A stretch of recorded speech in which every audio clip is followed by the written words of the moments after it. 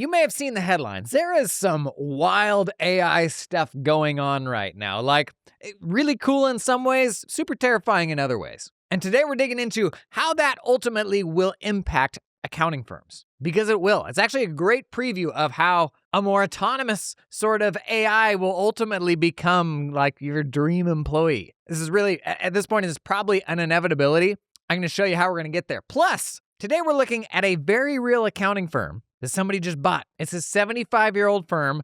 There's a lot of stuff going on here and they don't know where to start. You and I, we're going to put the old coaching hat on, help them decide on what are the first couple of steps we can do to take this firm in the right direction. Plus, the mailbag. Bless y'all, it is overflowing. We're digging into the mechanics of buying an accounting firm, how much you should expect to pay in a transaction. Talking about ChatGPT security, about more of your ridiculous desk setups. Wow, accountants. When is the right and wrong time to buy a practice management system? Man, we got a big old stack of stuff to get through, so let's quit talking about it. Come on in, let's do it.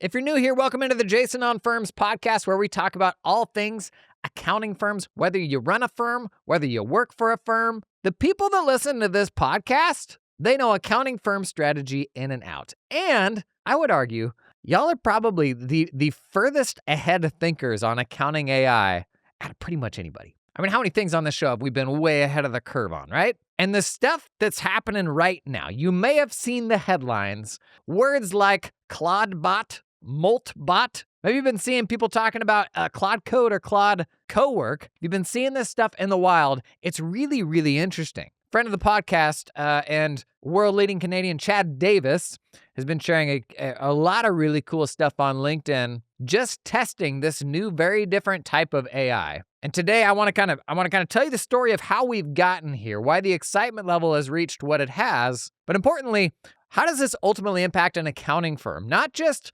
top-level tech inside of an accounting firm, which is normally dictated from leadership, right? You're like, okay, we're now deploying this tool and everyone will now use it. How does technology like this fit into that app rollout model? When what it looks like is the most interesting AI we are headed toward is the AI that just works for you, the AI that is like your dream assistant. You have these little AIs, you're like this puppet master and you're getting them to do all of this stuff. That's not the type of tech that's going to make sense to roll out top down, right? Almost needs to be the opposite. It needs to be more bottoms up, so people can deploy the AI to solve the very specific to them workflow headaches that they have. This is maybe the thing that I think people still get most wrong about AI tech, is they think you're going to roll it out the same way you've rolled out every other bit of tech in the past. You think about like a ChatGPT.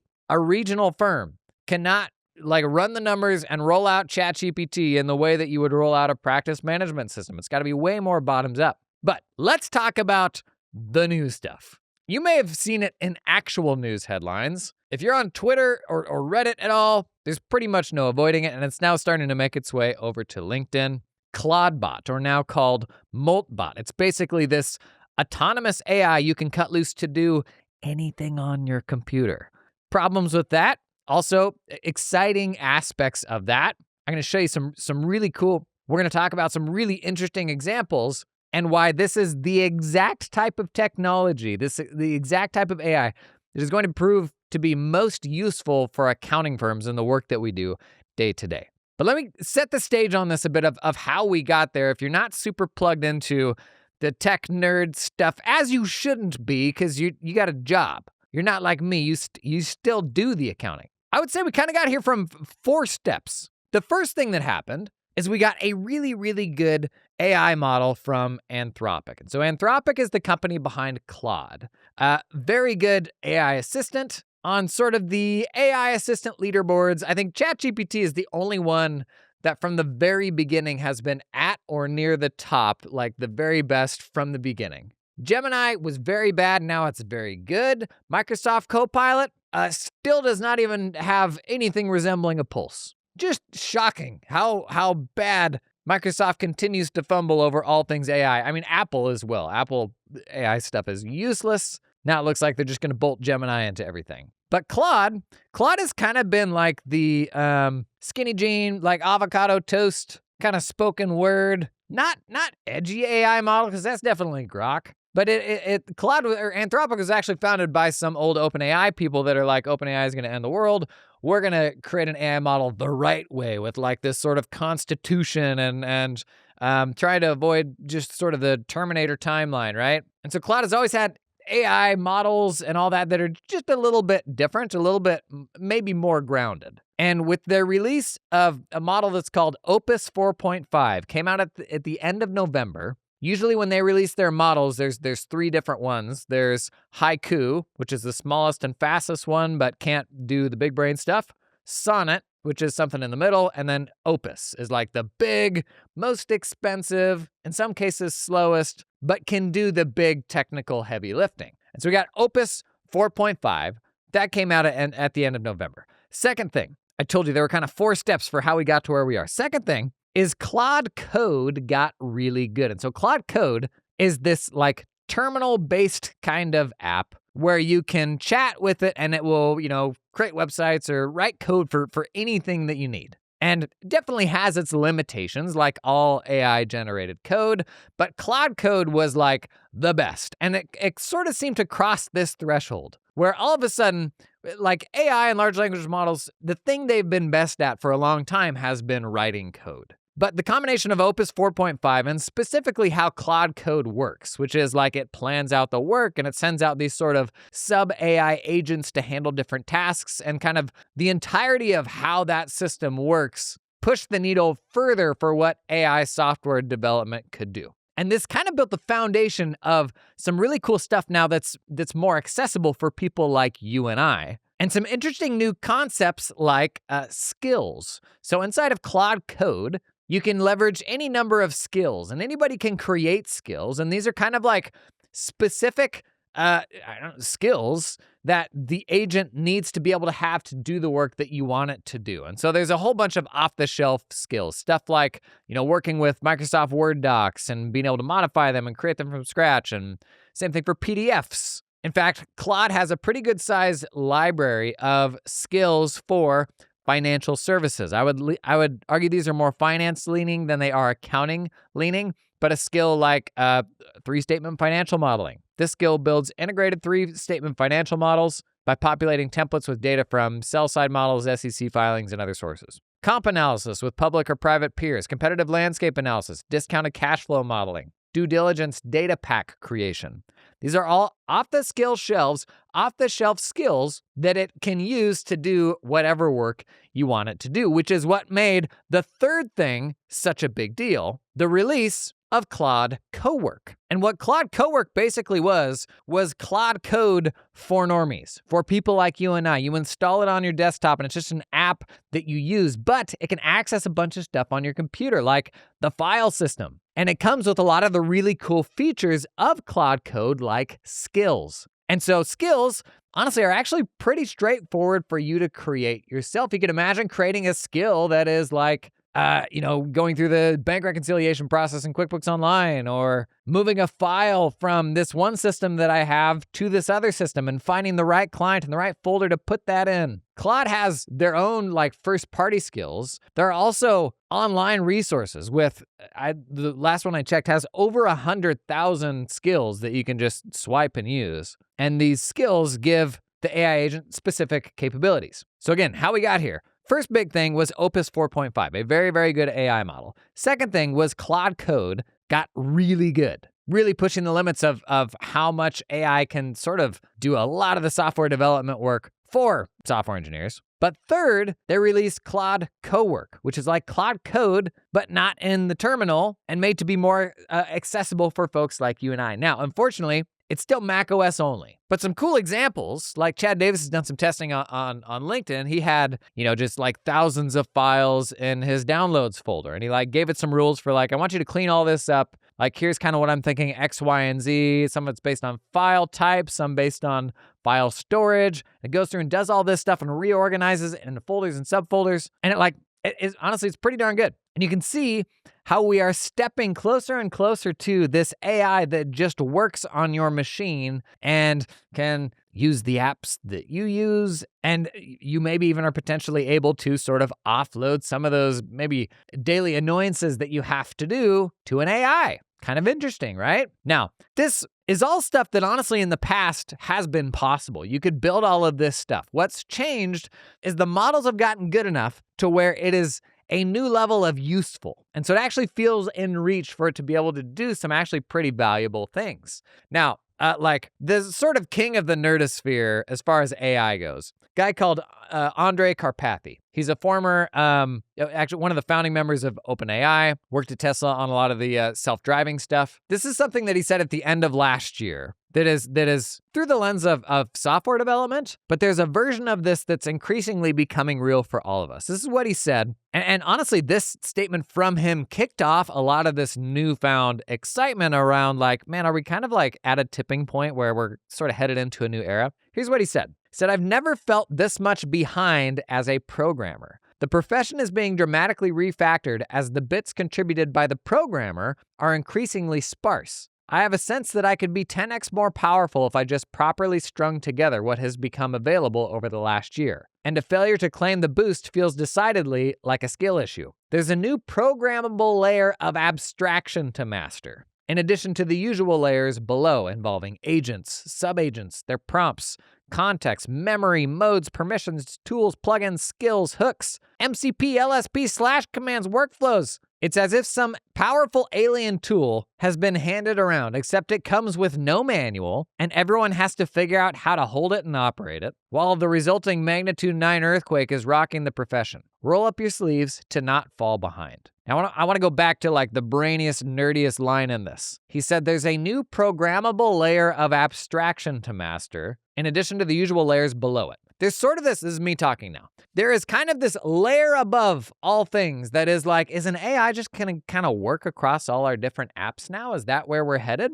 And I think it was maybe the third episode of the podcast, we talked about this very early days. What would it look like to have desktop AI agents, which is an inevitability, and arguably Claude Cowork is an example of a desktop AI agent. They can see everything on your screen. They can infer like what app should do what job. And if you put, a W-2 form on one screen and you pull up the tax software on another, I'm fairly certain an AI agent can key that information in pretty well. If you send it to QuickBooks Online and you give it a bank statement, I'm pretty certain it can navigate reconciling a bank statement just fine. And this is this layer of abstraction, as he puts it. There's this agent, this AI layer atop the rest of the apps that we use, where it feels like where we're headed is that we interact with the AI agents that then ultimately go and do our bidding within the apps themselves. Now, that's probably a still fairly far off reality. But that is something that to a degree feels inevitable when these agents are able to like navigate all of our tools for us, right? And we're already seeing versions of this. Last year, we did in a YouTube video, we covered a cool ChatGPT use case with ChatGPT's agent mode, which is very, very good with spreadsheets, where I gave it a payroll journal export. It was like a 35-employee pay run, and I gave it a payroll allocation template spreadsheet. And the whole idea behind the spreadsheet is you put the pay run data in there, and the owner wants to split every single employee between, 4 different departments, and every employee has their own unique split of what percentage goes to what department, that sort of thing. And I give both of those spreadsheets, one's just a CSV export from the payroll software. I give that to ChatGPT, but then I give ChatGPT an Excel template that I made, and all you got to do is then put the data from the payroll journal export into that allocation template. And it knocks this out in 3 minutes, under 4 minutes, over 1,000 entries. ChatGPT does this on a spreadsheet, and the result it gives me back is perfect. And this is a great example of a good use case because that's a pretty easy thing to foot and like make sure it was done correctly. And that's a real like micro example of the day that AI becomes good enough to do that thing, you will never go back to doing it yourself again. And so if we go back to the example of well, I've got this system that I use for maybe tax intake or gathering information from the client for a month-end close, but then I really need that information to end up in this other system in the end, and there either isn't an integration between those systems or the integration doesn't work the way that I need it. And so we got this awful manual process where somebody has to come in and grab the thing over here and put it over there. And it's not hard, it's just annoying. That's not a hard thing to do. I would argue AI is actually plenty capable of doing that right now. The blocker has been like, where does that AI live? Is that something that lives on our desktop that has like a sort of scary level of permission to be able to do that stuff autonomously without supervision? And can we really trust it to do something like that? So this last fall, we did a tour of 13 cities, hosted workshops for over 1,000 accounting firms. And I bumped into a lady at one of these events, and she said, this week, I have 4 new hires starting from this podcast sponsor, Cloud Accountant Staffing. To be clear, she didn't say in the context of that conversation, this episode's sponsor. She just said Cloud Accountant Staffing. 4 people starting at the same, can you imagine? I wouldn't wish that on my worst enemy, but you know what? Cloud Accountant Staffing makes it possible. Back in my firm, we hired both onshore folks and offshore folks. Try to get the best of both worlds because there's problems to just doing one or the other. Cloud Accountant Staffing, they're going to help hold your hand through this stuff. It's actually founded by a former accounting firm owner. And so all the questions around, what about security? What about IT? What about, do I have to disclose this to my clients? They can help walk you through all that stuff. And one of the coolest new things I've seen in staffing, recently they launched a portal where you can see all of the candidates they've already pre-vetted. And even from that portal, you can book an interview. You literally just have to give them your email address and you get access to the portal. You can see the tax talent, the accounting talent, the executive assistants, all these folks they've sourced. They've done like some personality assessments for them, and you can book an interview with these candidates directly from that portal. Super cool. If you're building out the squad for 2026, it's worth giving it a serious thought. That's Cloud Accountant Staffing. Learn more at the link down in the show notes. If you do any 1040 work, you know you are about to be deluged with client information. My gosh, 1040 intake. The actual intaking of the documents, it can actually consume up to 1/3 of your team's tax season. And that is where this episode sponsor, Sorban, it is a big opportunity to save time on your 1040 work. One of the things we've been hammering on most on this podcast for the last 2 years is the really cool tax workflow developments that are happening. I probably personally know over 100 firms that are very happy Sorban users. Not an exaggeration. We're getting into busy season. It is not too late. You need to look at the new AI 1040 intake automation solutions. If you haven't yet, Sorban, it is at the top of my leaderboards for really good solutions for this. So if you don't have that yet, here's what I want you to do next. Pull over to the side of the road, put the hazards on. Get your phone out, go down to the show notes, click the link for Sorban to learn more. So exciting development number 3 was Claude Cowork. But development number 4 happened this week, or was it the end of last week? Very recently. And when it came out, it was called ClaudeBot. They've since had to rename it to Moltbot because Anthropic said you can't name this thing to sound like Claude. Put out by, I'm pretty sure, just like a solo developer. So this one, it actually doesn't have anything to do with the company Anthropic, besides the fact that you connect it to your Anthropic account because it uses this new AI model. But the app itself is something that lives on your desktop. Again, I think this one's also Mac OS only right now. And similar to Claude Cowork, it can access the file system, but it can also do pretty much anything else. Like, give it a job to do, it will navigate your computer and figure out how to do that job. Like, that's a pretty big oversimplification. But it comes with some really cool features that, I don't know, are not groundbreaking, but seen in this context where you have this thing that can kind of do anything on your computer, literally pull up a browser, use it because it's your browser, all of your stuff's there, like including your password manager. But we're almost seeing for the first time the novelty of something that has access to kind of everything we have access to, and that's simultaneously exciting and scaring people, as you'd imagine. So stuff I've seen people do. Give it a Loom video to explain how to do a process. Like literally, if you've already got a Loom video for how to do XYZ, share that with it, and it will then go and follow that process. You can set up cron jobs, chronological jobs. So at a certain time every day, every week, every month, whatever, it goes out and does this thing. And because it can run multiple things asynchronously, that is, it can spin off a task in the background, and that will just go keep working away. And these don't have to be fast jobs. Like, these could be things that take an hour. You can kick off that task, but still interact with it and kick off even more tasks. But if you set up cron jobs, let's say 7 a.m. every morning. You want it to go check your email and message you if there's anything urgent. Or even once an hour. Like I always tell people, don't leave your email up just to monitor it for anything that might be spicy. Like if you're afraid of something urgent coming through, have it check your email every hour, every 2 hours, and notify you if there was something urgent. You can integrate this. I'm just going to call it Moltbot because that's what it's being called now. You can integrate Moltbot with stuff like Slack, if you just want to interact with it over Slack, Telegram, which is like a secure messaging app. I mean, imagine this. You go to a restaurant and you're interacting with it on your phone. Hey, can you go and actually try and knock this out? I forgot to do this thing. Can you do that for me? Oh yeah, now why don't you do that every Thursday morning for me actually and report back every Thursday at 9 a.m. or something. You can even do all of this stuff when you're not even in front of your computer and still interact with the agent as it is working on your behalf. Now, Andrew Wilkinson on Twitter tweeted, basically, what's the coolest stuff that you've built or that you've gotten ClaudeBot to do for you? And honestly, it's a big list of things that are not that interesting to me. It's like, it feels like Twitter kids who are like trying to make a business out of nothing. I don't know, like built a to-do list app and, stuff like that. But a couple replies here. Matt Warren said, honestly, the boring stuff. Automated my weekly ops report. Nothing viral about it, but it's 3 hours a week I'll never spend again. The flashy demos get attention. The mundane automations change how you run a business.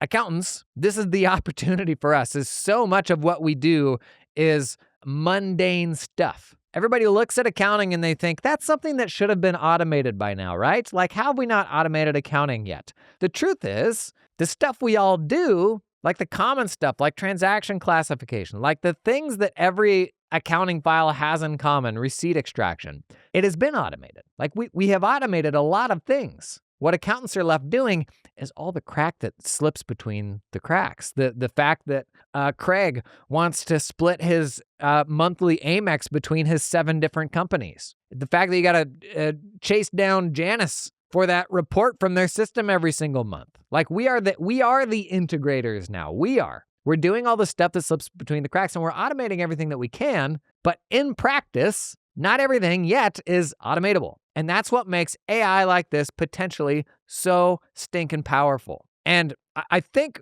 to be incredibly useful for accountants, sadly, I think a lot of it probably has to be desktop level. Because we're working across so many different systems, most of them now are cloud-based, but some of them are not. The problem becomes, how does this abstraction layer, right? This layer of software that now sits above the tools that we normally use, how does this new layer of software get access to all the things that it needs to get access to? Well, right now, honestly, the only way that's even possible is if I sit down in front of my work machine where I have my work password manager and all the apps that I need. Like, that's the only environment where all the tools needed to do my job are available. And so this then seems like the logical place for where an AI can be most useful to me, right? Now, this whole thing, Moltbot, should you use it right now? Is this something you should go out and play with?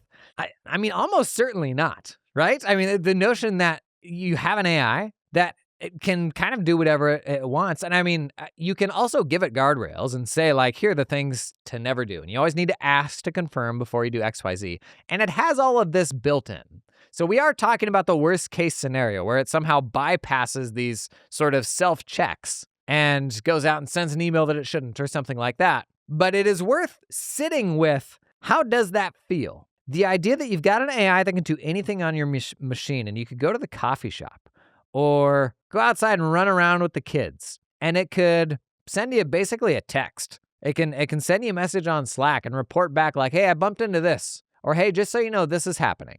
Or go the other way. You message it and you're like, hey, I forgot. I was supposed to do X, Y, Z. Go do this for me or go get this started. And any number of these processes can be running on a schedule or at your prompting because you ask them to go and do this or that. And you don't even have to be sitting in front of your computer for that to be possible. Today, frankly, terrifying. There's so much trust that we probably have to build with tools not sort of going rogue before we're okay with that. I mean, we've already talked about ChatGPT agent mode. In the internet browser, it lives within the browser, and that's kind of all it has access to. It doesn't have access to your local machine, but even cutting it loose inside of a QuickBooks file where like you could log it in and then ask it to go do stuff in QuickBooks, you don't feel great about that yet, right? And for me, the line right now is I think I'm okay with it in read-only environments, but I'm not okay with it in write environments or environments where the AI could modify something. So QuickBooks is a read-write environment. It can see stuff, but it can also change stuff.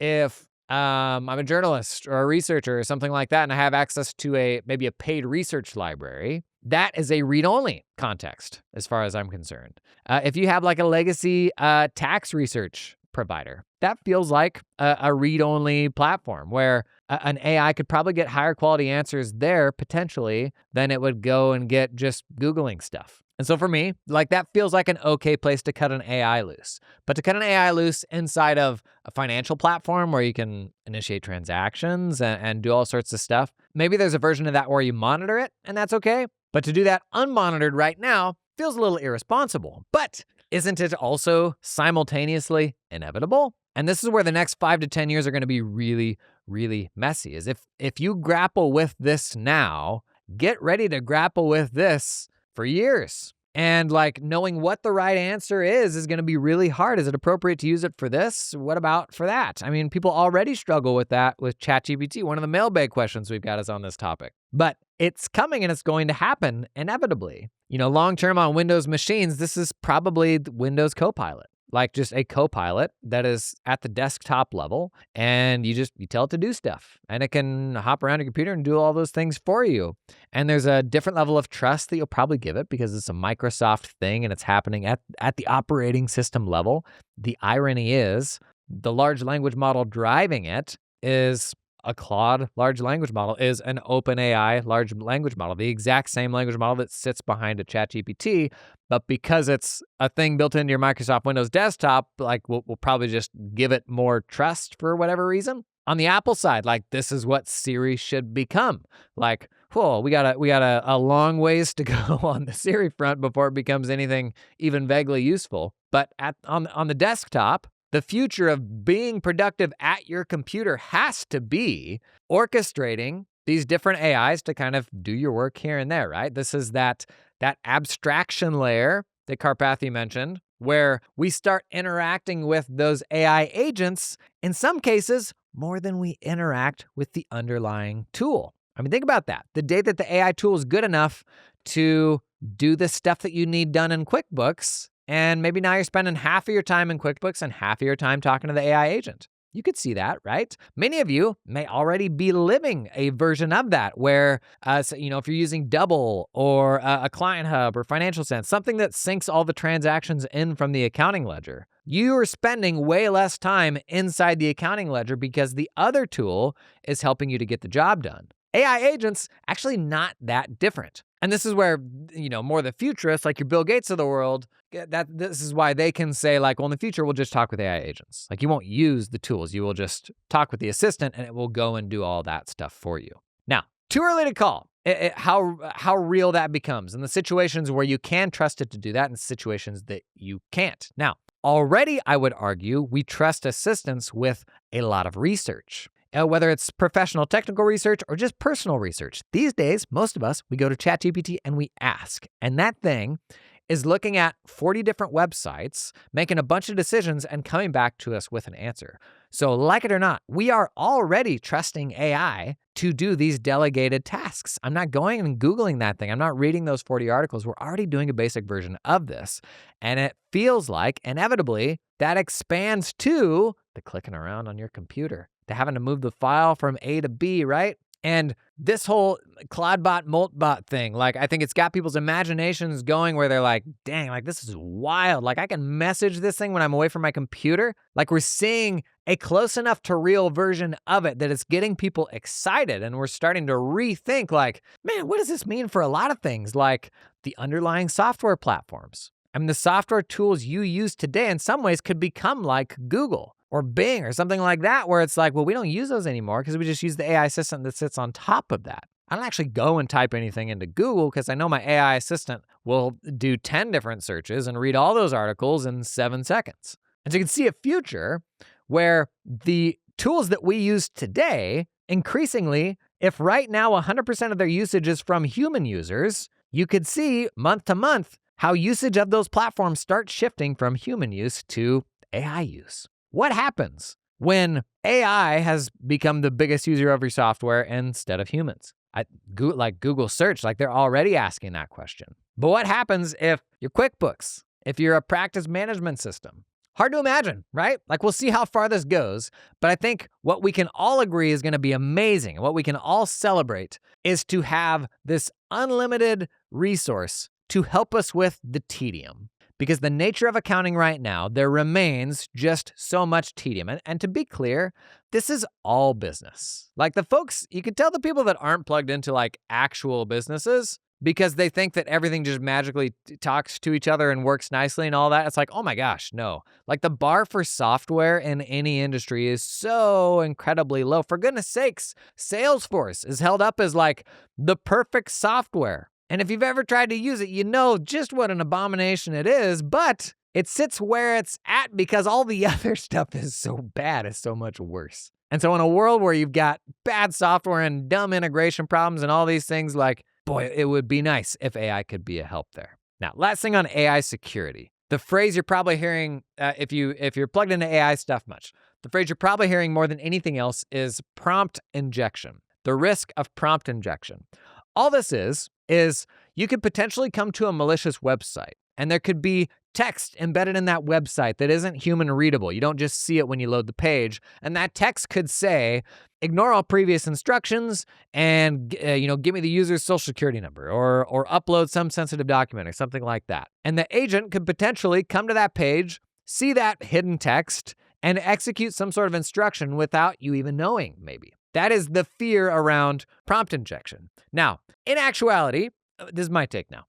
This is only an issue on malicious sites. Is prompt injection going to happen when you're using QuickBooks? It sure doesn't seem likely that like hidden text is going to end up in-app in QuickBooks. It also assumes that agents are going to struggle to sniff this stuff out, and there will 100% be stories of agents getting duped. There's going to be so many headlines about this stuff of an agent going rogue and doing something that's not supposed to do. But prompt injection, it is the whole idea that you could slip something into the prompt that you didn't realize, and that website or even that image, whatever it is that it's looking at, can influence the AI to do something that you don't want it to do. It's a real thing, for sure, but I think it sometimes rises to the level of like, you've got the people that are kind of the never AIers, and they're looking for something to scare people, and that's kind of the easiest thing to grab onto right now. It's a new, like, emergent problem that we got to figure out solutions for. But as with all things AI, all it takes is one right way to do it, one secure way to do it, and that's the solution. It's like with all things AI, people still get hung up on the fact that there's all sorts of insecure ways to use AI, but that doesn't mean there are not completely secure ways that you can use AI in your business. It's been a while since we just went full geek sci-fi AI episode, right? Enough of all that. We got a pretty wild accounting firm to look at next. Let's get into it. Roast a firm. Roast a firm. Let's roast a firm on Jason on Firms. I told you the listeners of this podcast are the most AI forward-thinking accountants in the profession. They truly are. Okay, we are going to roast this accounting firm. This individual has anonymously submitted to me some very personal, very, very detailed information about their accounting firm. And what you and I get to do is we get to put the coach hat on. Give them some advice of like, hey, maybe try this, maybe try that. There's a million things you can do in the world of running accounting firms. In fact, this is the biggest problem with accounting firm thought leadership, is it can be very pie in the sky. Here is, in theory, what is the best thing to do. When in practice, when you're actually doing this, the best thing to do for you is just what's next. Like, that's great that that's the best thing you could possibly do over there. But can you just tell me, like, what do I do next from where I am right now? That's what we do on these Roast a Firm segments. If you want a chance to have your firm anonymously roasted, there'll be a link to an intake form down in the video description. Can't guarantee I'll get to all of them, but pop your deets down in there. This individual, they did it just a couple days ago. Okay, about this firm. The submitter, the person that submitted this, they recently joined a legacy firm in a succession plan. The current owner is working 75 hours per week. Imagine being at retirement age and working 75 hours a week. Woo! Now, this firm does $1.3 million a year at a 50% margin. And I know what you're thinking. Oh, 75 hours a week, that's too much. 1.3 million at a 50% margin? Well, maybe. No, there's no amount of money that's worth 75 hours a week. Also, I'm pretty sure that that's Canadian money, which is like $200,000 a year. That's a joke. That's not, no.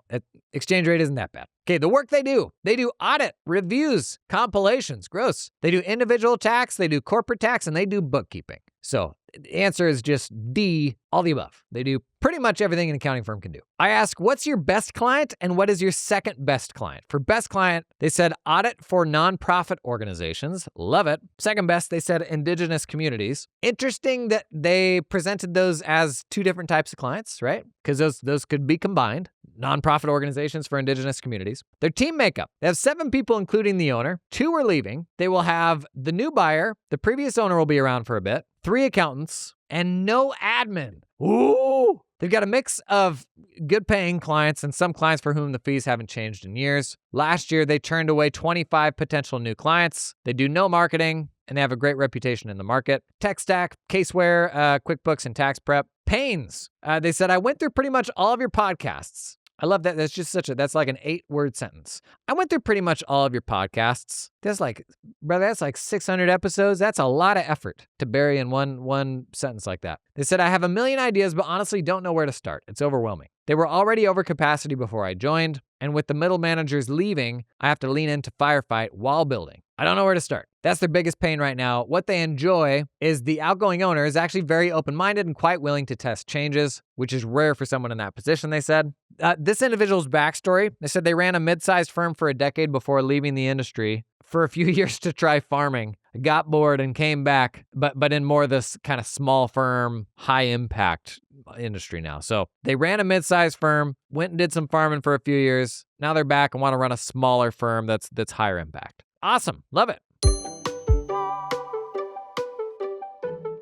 Hey, real quick, are you tired of having to duct tape a whole bunch of apps together to run your accounting firm? Of course you are. Wouldn't it be nice if you had what you needed all in one place? Gang, listen up. This is where today's sponsor, Financial Sense, can make your life a whole lot easier. It's everything you need to run your firm all in one place. But they recently started shipping some really cool workflow stuff. It has a deep integration into the accounting ledger. We'll actually pull all the transactions in so you can do more of your month-end review from inside a Financial Sense, and it'll even auto-flag a bunch of stuff like big transactions, inconsistent transactions. It's got kind of a whole month-end review flow that you now go through from inside a Financial Sense. Then you make those changes to the transactions, they all get pushed back to the ledger like magic, bro. So one of the headaches right now in picking accounting tech is you have practice management systems that oversee the work, then you have workflow tools that do the work. Financial Sense doing a bit of both now. They've been a practice management system historically. Now they're getting more into the bookkeeping workflow, which is great news if you're the type of person that doesn't like juggling a whole bunch of tools.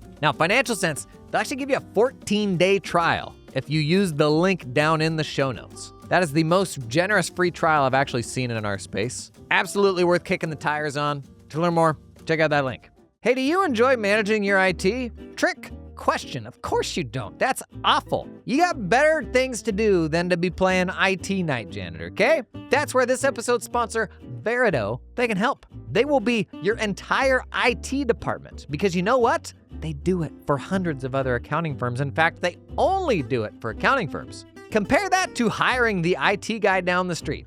Oh, I am speaking from experience here. Hire the IT guy down the street and he comes in and we're like, yeah, here's the problem. And he's like, what on God's green earth is this app, man? And I say, well, this is CCH engagement. And he says, okay, give me a week to figure out how this app works and then I will fix your small problem. That's what you're paying for, working with IT groups that don't just support accounting firms.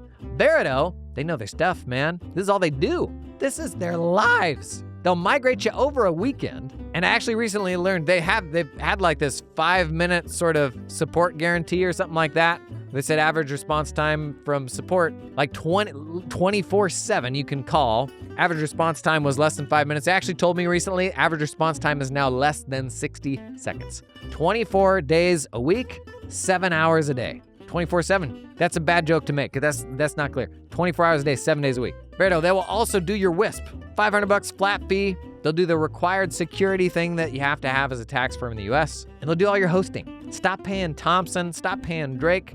don't pay the provider of the software for hosting. You can get it from Veritone way faster, way cheaper. I know a ton of firms that are weirdly like raving fans of Veritone. Honestly, like it's a weird thing to be so excited about. But if you're getting that IT sorted out for 2026, man, like now is the time to do it. Learn more about Veritone down at the link in the show notes. So a firm like this, when you've got a number of different things on fire, where do you start, right? Now, losing your middle manager, I can tell you from experience, that is rough because all of a sudden you just became Mr. Manager for like the entire team and you already had a job. You didn't need another one. Honestly, I would push you to really prioritize two things. One is making your first hire into the firm. And this is very important if you're coming into ownership in a firm, is you have this element of the people on the boat being a split family. You have staff that was hired by the old regime and you have staff that was hired by you. And obviously, you coming into ownership is very scary for the people who are hired under a different regime, especially if that individual is going to stay around. It can be a little sticky to know like where do their loyalties lie. Like there's a little bit of like, oh, I'm going to go to mom for an answer, but I'm going to go to dad for an answer too and see which one I like best.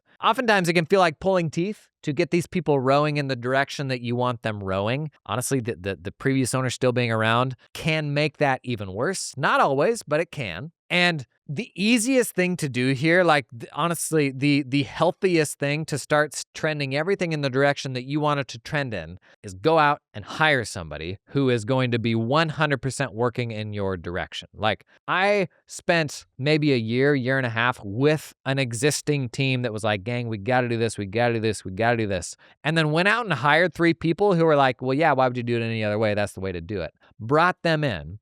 And you not having to put that energy into the business yourself and having other people doing that there for you, tremendously valuable. If you've ever struggled with change management, you know just what it looks like to bring 100% of the energy to the conversation and to the hard problem every single day. It is exhausting. Like you are the sole battery, the sole energy source. All it takes is 1 or 2 people who can distribute the load, who can be that source of energy, and it gets so much easier for you. So with the middle manager going out, like that's a huge role, a huge amount of work that you don't want falling on you when you're trying to steer the ship. So really prioritize getting the right person in who's going to be aligned with what you are trying to do. And in a team of, is it 7 people or 5 people? Because 2 are leaving. In a team that small, 1 manager who's fully aligned with you will make a world of difference. And some of that might look like ripping off some Band-Aids and actually getting to the realization sooner than you would have otherwise that this other individual, there just may not be a seat for them long term. Like it could be a bit of a forcing function, which is great. Like it's fine to accelerate that journey as long as you have a plan. You don't want to end up in a lurch like you are now where I need a manager and I don't have one. But the right manager that's aligned with you is actually going to make your life way easier. They will be added force swimming in the direction that you're trying to go in an environment where most likely you have folks that are still around from the previous ownership that may or may not be excited about where we're going. But when they see everyone else rowing, they're like, okay, I guess this is happening right now. That would be the first thing that I would stress is find that individual. And to be clear, that's not an easy person to find. Like accounting managers, tough to find, dude. I can tell you in my little bubble, in the Jasaverse and the live workshops that we run in my community and all that stuff, I've seen some unbelievable hiring come from just connecting with folks. And I saw a peak of it. Like when we did the whole Jason Careers thing, we did that for about 6 months where we were trying to place accountants in my audience into firms in my audience. I saw just how much hunger and demand there was from accountants who were like, brother, I hear all the stuff that you're saying, but I don't really want to run my own firm. And this reality you're describing of what a modern firm can be, that is not my reality, but I would love to find it. Like and I still am so passionate about that. Like we are always thinking in the business. In fact, I just listened to a Tony Robbins thing the other day, and he was like, what is the thing that you would do for free that would get you out of bed in the morning, that would be tremendously fulfilling, that would also be a great business? And that's how I came originally to staffing. I was like, I can genuinely change somebody's life. Probably the 2 biggest ways I can do that is either them going out and starting a firm, or if that's not for them, going to an amazing firm that is like trying to do things the right way, do right by the people that work for them. I know from firsthand experience how life-changing that was. The first accounting firm I worked for coming out of college, was awful. It was just an absolute sweatshop. And the people who worked there were great people, but had been brainwashed into thinking that was the best that they could do. And they didn't see anything outside of those walls. They didn't have perspective into any other firms or know like just how capable they were. And when I went to the next firm, which was ultimately the one that I bought, I went to the second firm. This was maybe 22, because I started doing tax when I was 18 or 19. Pretty much worked full-time hours at a tax shop through all of college. I think I was 22, 23, and I go to the next firm. And I knew that there was no world where I would want to stay at that firm. Like, there's no promise you can make to me that would make 100-hour weeks worth it. But when I got to the next firm, I was like, there's a lot of really great people back there. And this new firm that I'm at, it is a whole different quality of life, just much more plugged in with reality. And so we went back and basically did an acquisition to get all those people out of that firm. And I had super close relationships with those people, as you can imagine. And I could see, and I'm thinking of one person, I could see the person who was the backbone of that original firm. Unbelievable guy. So good and such a good person, but also so capable. He comes to then my firm and he's making, I don't know, more than half again as much. He's able to come into a work environment that he enjoys. He's not working for a total jerk. His wife is able to stop working, which they'd been wanting to do for a long time because they had a bunch of young kids. And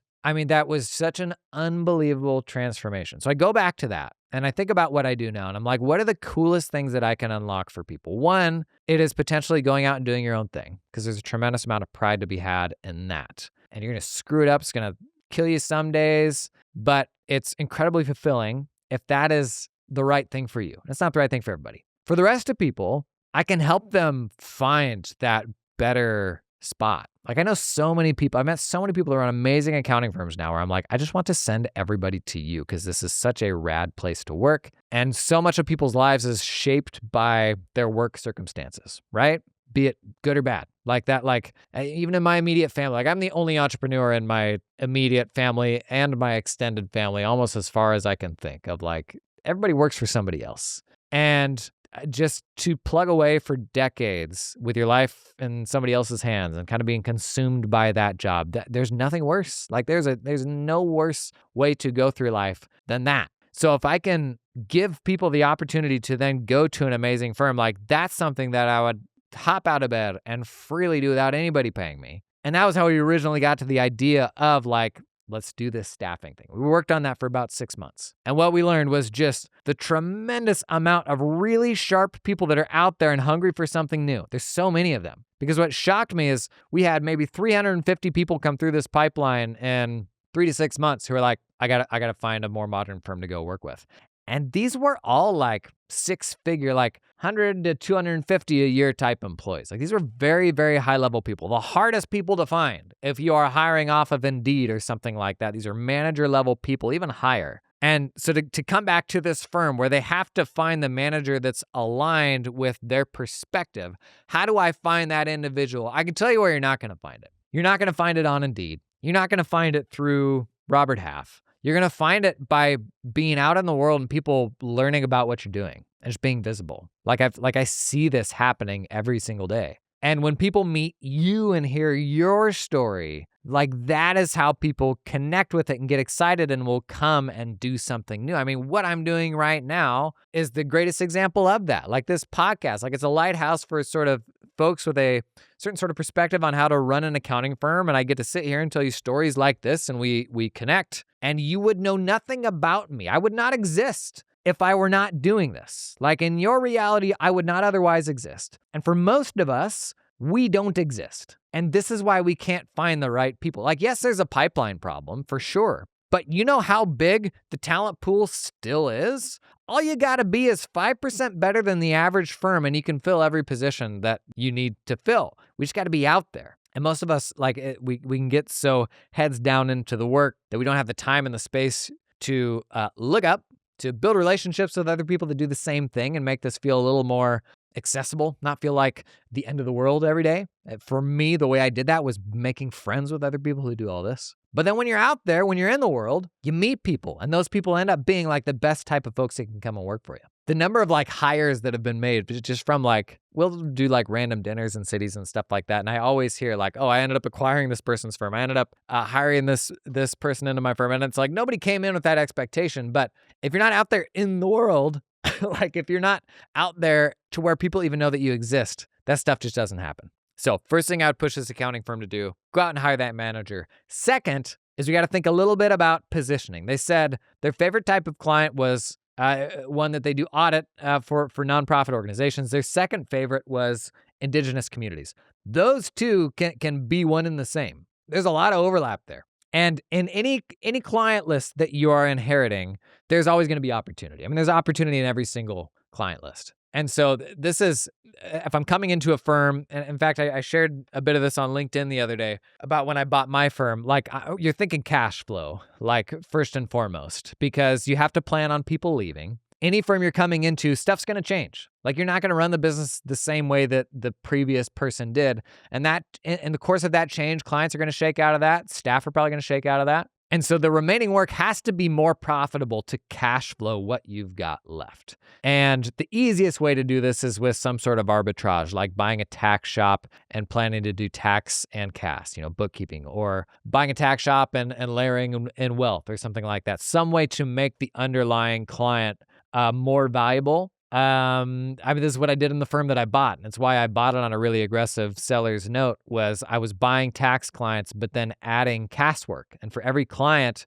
who we took on their monthly bookkeeping, it was like accounting department in a box, like very hands-on. That would go from a tax client to a monthly, very hands-on accounting client. And that would 8 to 12x the annual fees of that client, which is well short of like the lifetime value of that client now, because they generally wouldn't leave and we'd have them for years. But in my case, I could, with that model, you can buy 100 clients and 50 of them can leave and you can cash flow just fine if you can get that additional work going. I'm not saying that that's necessarily what you want to do to like come in planning for that level of destruction, but one way or another, you have to boost the profitability of the underlying client list because you will lose clients and you might lose staff. So the low-hanging fruit here is usually like those clients that haven't gotten a price increase in forever, like we got to do something about that. That probably starts with a price increase. Eventually, they're probably not on the client list anymore. But then it is identifying who your A clients are and doubling down on them and asking them for referrals. So if my A clients are nonprofits that we do audits for, we're going to go to those clients and say, like, who are the people that you hang out with? Like, who are other great nonprofit organizations? Because we're actually trying to build an accounting firm that is specialized for people exactly like you, but we got to add a few more of those, in the next quarter or something like that. I love that you've got a great reputation. You don't do any marketing. Great. You're turning away clients. Great. We should all be turning away clients because everybody that walks in the door shouldn't be a client. But we should always have turnover in our client list. The moment our client list stops turning over, the business has stagnated. So what I want to do is I want to pull in a few more A clients that are very profitable in order to give myself the permission to start dropping some of those bad fit clients. And now the direction that the firm is trending in is toward our very, very best clients. And the conversations we're having in the office and how we talk about what we do, it's just trending in a more specific direction. That's a much better firm to run, a much more profitable firm to run. So first thing, go out and find that manager. Second thing, probably reset the floor minimum pricing for the folks that haven't been repriced in a while. And then ask those A clients is there anybody in their network that is similar to them, because we're trying to grow to support more folks just like them. If we can get over the fear of doing that, asking people for referrals tactfully, it's a huge thing for your firm. I mean, not only with clients, but also with staff, with like hiring. I mean, we made a great hire the other day where I'm like, man, this person's probably got friends that could come work for us that would be amazing as well. Good for you, putting yourself out there to be roasted, brother. You want to do the same? Check out the form down in the show notes. But gang, we got to get to the mailbag. Mailbag, mailbag. This segment is called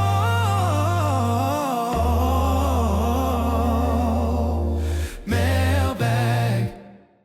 First things first, you are still, people are sharing desk setups, desk upgrades, and some of this is just shocking. Yeah, it's funny. We're all so particular about our desk setups to where when you see something someone else does, it's just like unthinkable, right? We spend so much time at our desk, and like how everything is so dialed into our aesthetic and our tastes and all that. Some more things that people shared on Twitter. A 57-inch Odyssey Neo G9. Okay, I said 57 inches. Can we talk about huge monitor guy? Okay, huge monitor guy. Cousin to 6 monitor guy. And I don't want to cross a line here because I know a lot of you are listening right now. I feel like right now, huge monitor guy is probably the evolution of 6 monitor guy, where he said, I can't possibly have any more than that. What's the next move? I know. I need a 50-inch monitor. And I struggle with this one because that thing can only be so close to your face. It feels a little bit like the kid that would sit too close to the TV growing up, you know? As far as they're concerned, that's a humongous television because their nose is like 8 inches from the screen. You can fit the static electricity is like pulling your eyebrows inward as you're watching it. But at the end of the day, when you've got a humongous display, and I like my brother's got like a 47-inch display or something like that, and he can't have it on his desk, like it's extended out past his desk because it's so good. So from the perspective of your peepers, what are we doing? Like, what are we gaining by that giant display that couldn't be achieved by just a normal size display that sits a little bit closer?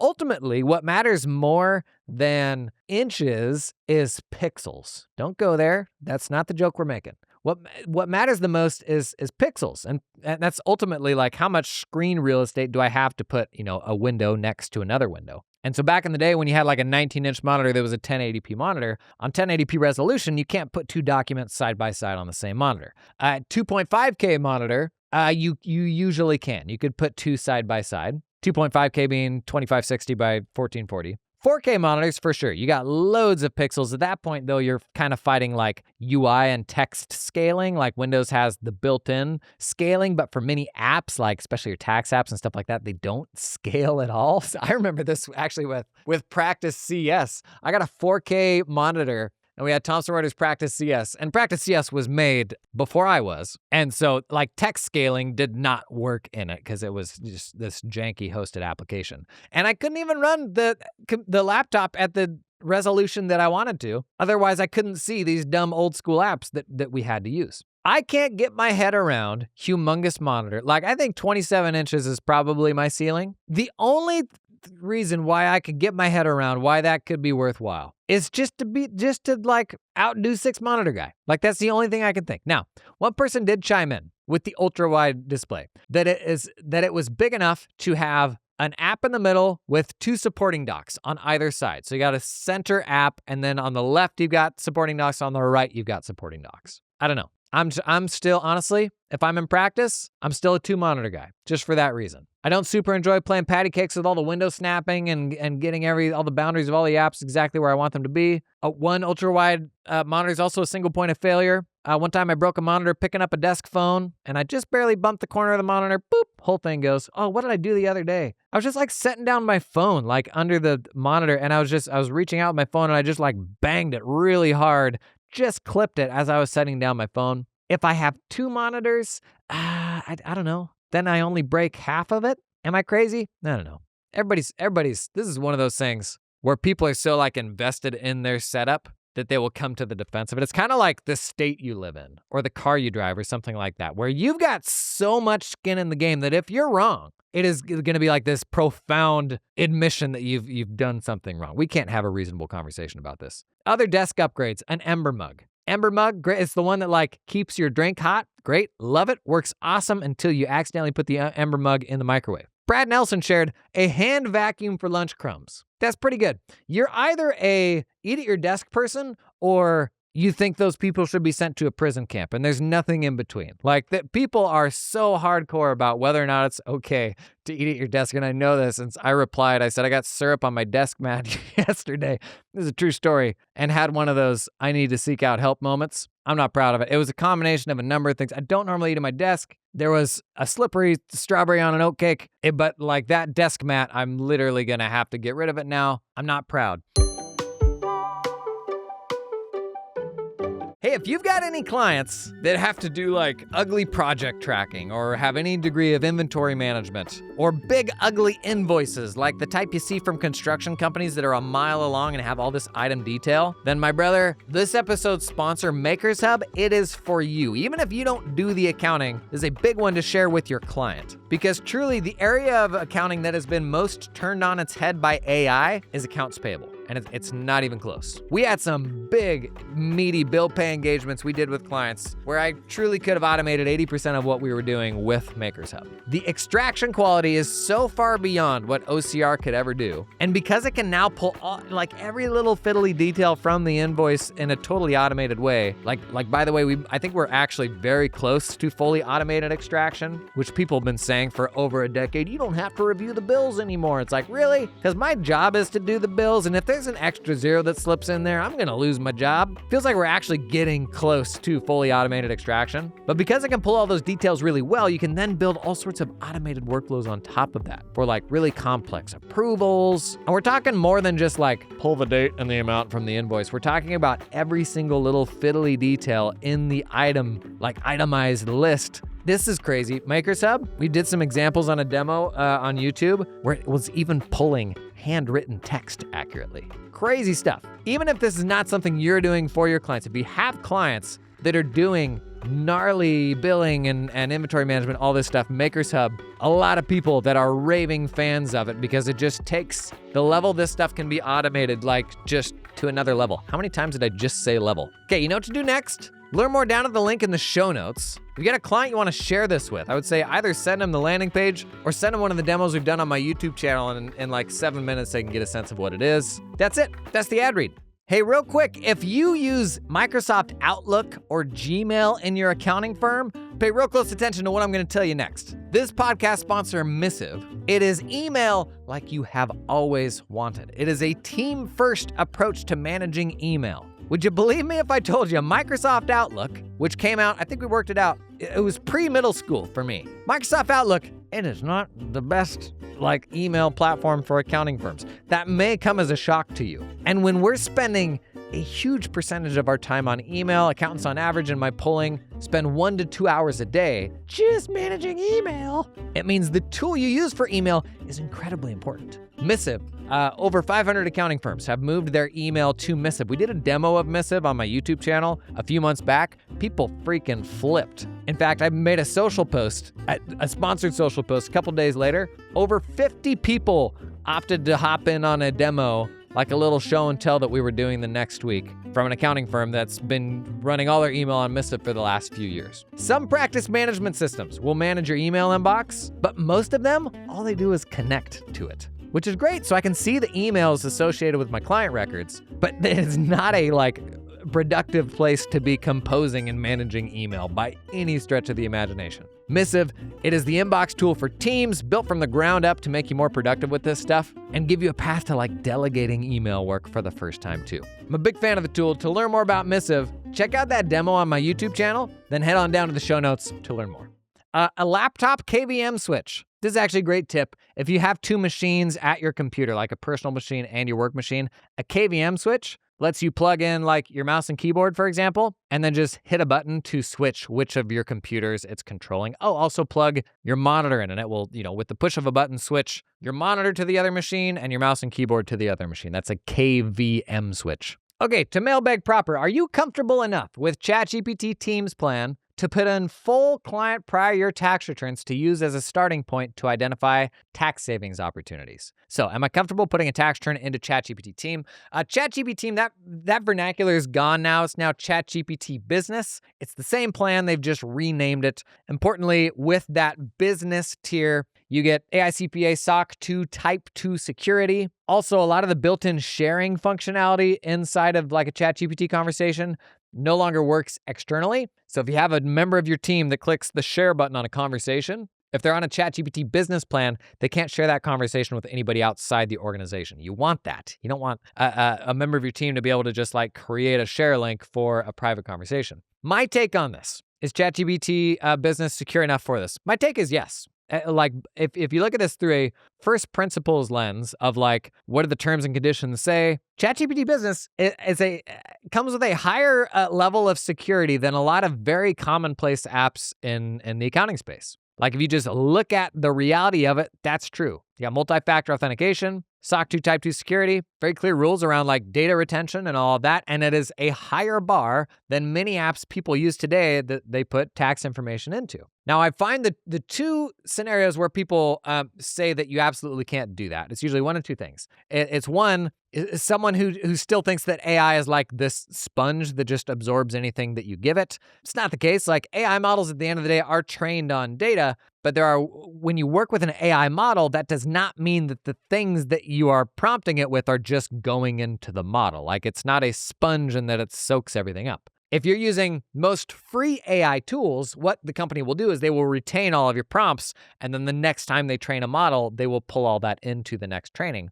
But on ChatGPT Business Plan, pretty much most business AI software subscriptions, at this point, it's very clearly dictated. Your prompts are never used to train the model. A lot of people just don't understand that though. Like they still see the general headlines of like, this person put their medical images into Grok. And it's like, yeah, no, you shouldn't just rock up to Twitter and do that by any means. But like we talked about, that doesn't mean that there aren't totally secure ways to use AI. So the folks that fight about this online, usually, one, they just don't understand yet that you can work with an AI model and it doesn't retain everything. But two, you got a lot of people that are just like fundamentally opposed to AI or to OpenAI or something like that, and they have kind of more of an ideological objection to ever doing something like that, and that you're totally entitled to that. But like from a first principles standpoint, that's not like making a decision based on the terms and conditions. That's like making a decision because this is what I feel is right now, which is totally fine. But for where I land on this, where I am fine, like I have no problem putting a tax return into ChatGPT Business.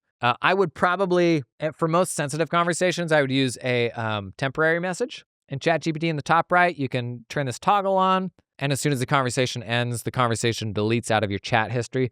The only difference that will make is that if somehow somebody got access to your ChatGPT, that conversation would no longer be there. But again, enable two-factor authentication, and that should theoretically be impossible. But thanks for asking the question. Every time we talk about this, like we all just get a little bit better understanding of where the boundaries ought to be. I've been saying this for 2 years now since the team plan came out, and I've said it in hundreds of different places, on AI CPA Town Hall to conferences to the podcast, obviously, and I'll get security people that will speak into it. And it's like, as we have this conversation, we all get smarter. So keep asking those questions. Let's keep talking about it. This is a good one. When you're sending out proposals to clients, like an upfront proposal, how are you determining their fee before the work is completed? We'd be interested to hear how this works for clients that get billed based on complexity. So the situations where I did upfront billing were like year-over-year projects. So like every year the client comes back, we do their tax return, and by and large, like that didn't change all that much year to year. Like your mind goes to the weird outlier clients that had all these things change, but that's not most clients. So what ultimately worked for me and my firm was we would propose a price that was some bump over last year, like the most simple version of this. There's a whole 3-tier conversation, but let's keep it to the very simple version. Give them a price that's a 5 to 10% bump over last year, however much you want to bump everybody. In that proposal, what they're agreeing to is that price as long as the scope largely stays the same.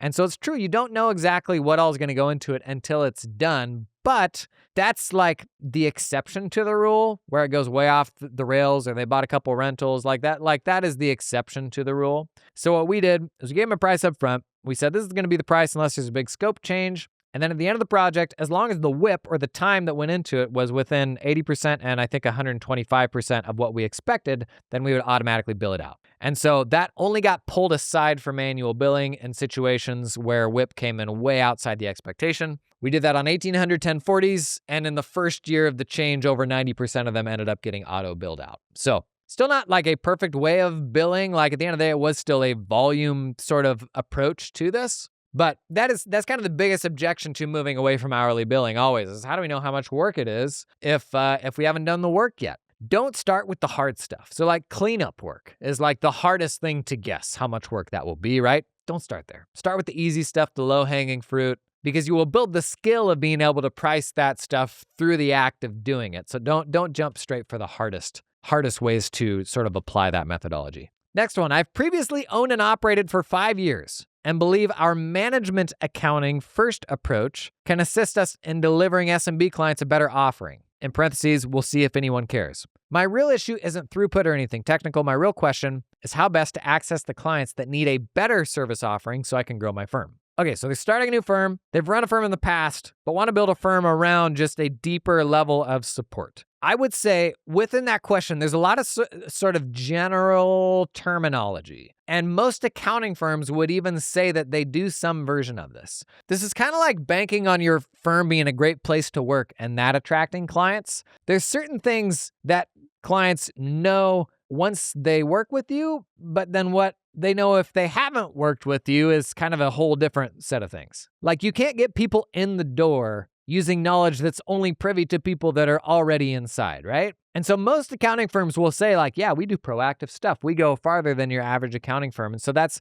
a tough thing to like put your shingle out and differentiate yourself on. So if the goal is to like lean more into management accounting, you need to find the scenario where management accounting will be most useful, AKA it will give the business the most upside, make them more money. Those are the best offers, is when you can apply your skill set to make the entire business more profitable and you're able to frame your fees through the lens of ROI rather than just what's the price for a tax return, what's the price for bookkeeping. And so I get this totally. We want to build a firm that's more oriented around management accounting and going deeper, but you still have to find the specific application where that's going to be most valuable. And that's ultimately how you attract a specific type of person to your offering. So start with a really juicy offer. What's the situation? What's the software stack? What's the industry and software stack where if only they had this management accounting, they would have access to vastly better information that would lead to better decisions and a more profitable business? There's probably 1,000 examples of those out there.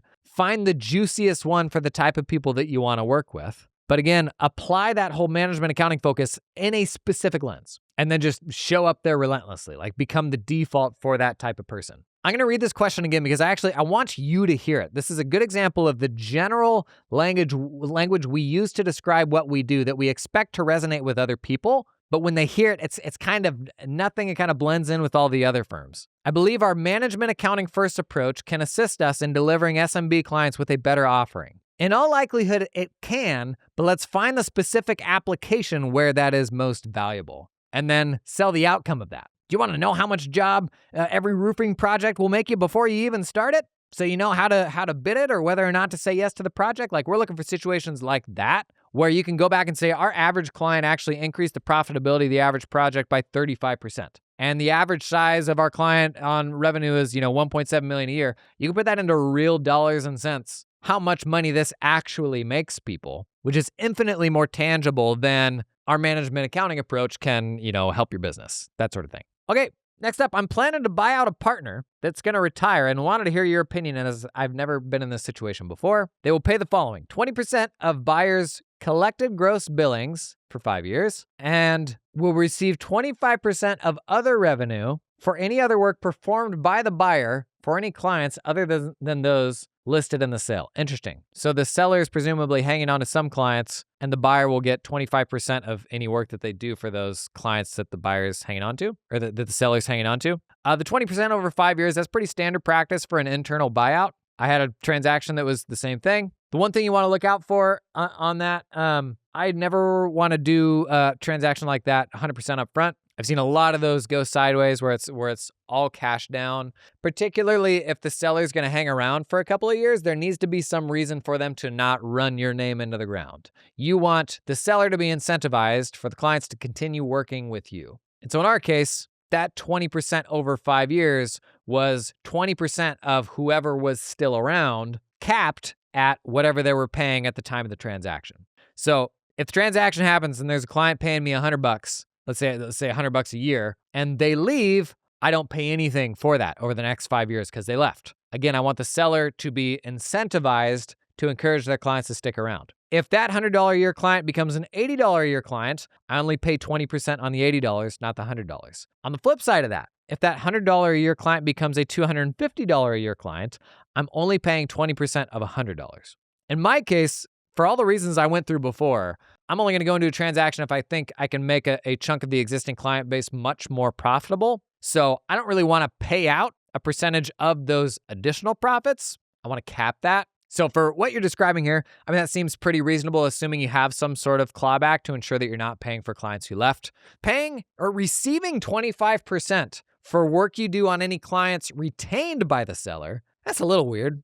Anytime you're going into a transaction and someone is selling you some clients and keeping some of the other clients, just know that you're getting the scraps. And it's not to say that the scraps are bad, but the scraps are still the scraps. And the best clients, very obviously, they're going to hang on to. And so a deal like this, I don't know that I would ever do, just because I wouldn't want to be getting the leftovers. I mean, I don't know. You can make an argument for this because in many ways, most of us are living on the leftovers of some other larger firm, right? And oftentimes big firm leftovers are great for us. Just watch out for that. If you're in a situation where they're hanging on to some clients and dumping some others, in a lot of cases, you're probably getting the stinkers. Couple more. I've been trying to build so many systems myself, which is great for flexibility, but my goal is for the accounting firm to get to the size where I can step back and only be director. And so I'm starting to think the boring carbon road might be quicker and easier with that goal in mind. Okay, so this person likes building their own tools, their own systems, but they might be ready to trade in all that for just like using something off the shelf like carbon.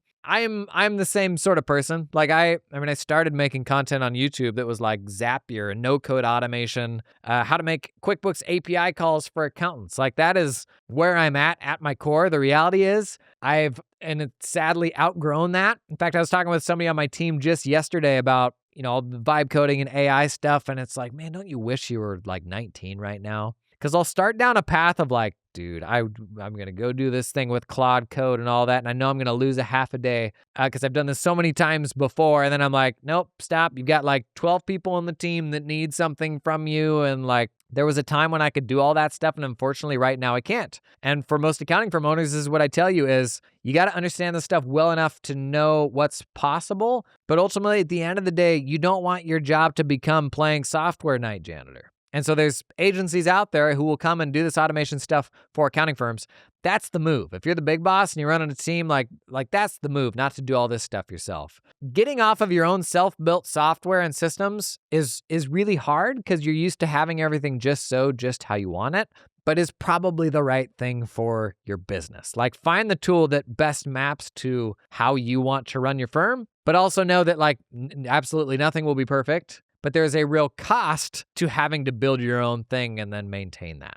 And that really grinds the gears of a lot of people who are like me, where they're like, I think some of our value is staked in us, our capability of doing this. But I can't tell you how many people I hear from every week who are like, we've been using this in-house thing for the last 15 years. And then they go on to explain all the problems that they have of like no integrations, and they don't have a tool to do this and don't have a tool to do that. And I'm like, I don't know what to tell you. Unfortunately, you probably got to deal with the trade-offs of using something off the shelf. Next up, for a small firm like mine, not US-based, would you still go with something like Carbon as core versus a ClickUp/Missive setup? So Carbon, as far as practice management systems go, almost certainly has the strongest built-in email support, which is great in some cases, not great in others. If you are, say, transitioning a big legacy accounting firm to Carbon, there's a world where that can potentially even create friction. If people are like, no, I just want to email out of my Outlook. Like, obviously that's not great, but there's a world where pulling them into Carbon and saying you now have to email out of this different system, like that might create friction in some cases.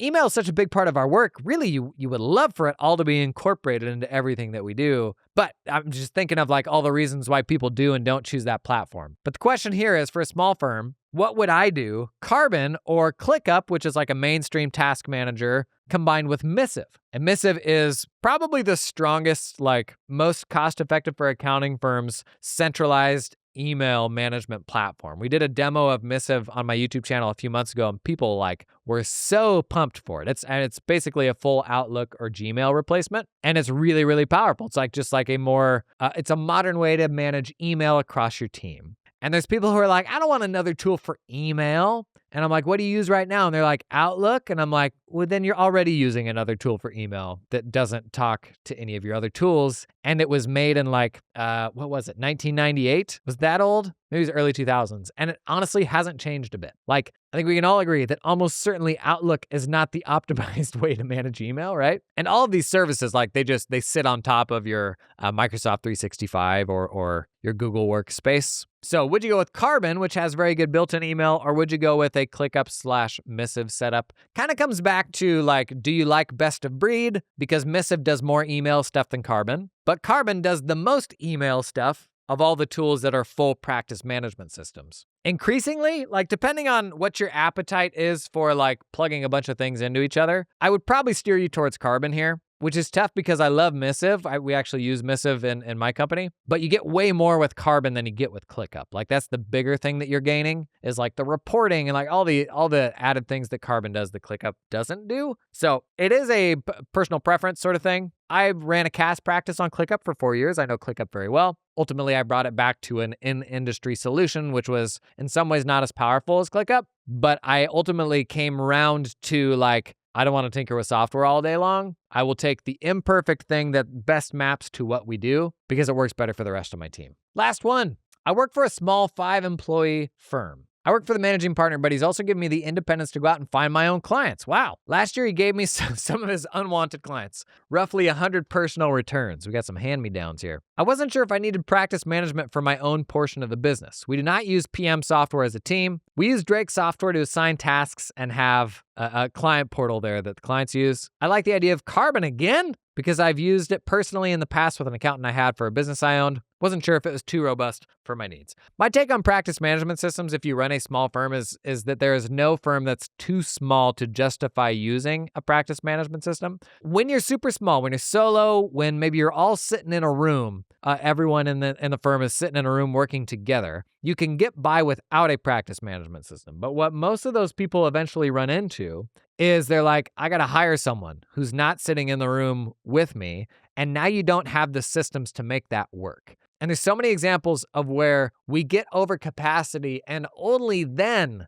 do the work of solving the capacity constraint, which is very hard to do. Like going out and taking the time to hire and all that, very hard to do when you're already over capacity. Similarly with your system. If you don't have any system for managing your work, when you're at capacity and you need to pull somebody in to help managing that work, you now have to go back and build the entire system to do so, and then pull someone else into it right after you built it. So just as a best practice, I think a practice management system makes sense pretty much from day one, especially as practice management systems can be had for so cheap. Like, I don't know if Carbon is the right answer for you. Go to my app recommendations. There's, I think, 5 or 6 leaders there now, and the price of entry has gotten so cheap. It is almost just like an accounting firm hygiene sort of thing, where regardless of your size, the better way to manage all this stuff is just in an organized fashion, so that if you needed to pull somebody into it down the road, it's not going to require now like reinventing how the whole firm gets work done. Good question though. You disagree? You agree? Let me know down in the comments. Any questions you got, pop them down there. You want to send me a text or leave me a voicemail? There's a challenge for you. Leave me a voicemail. Voicemails are the best on the podcast. Just keep it tight, like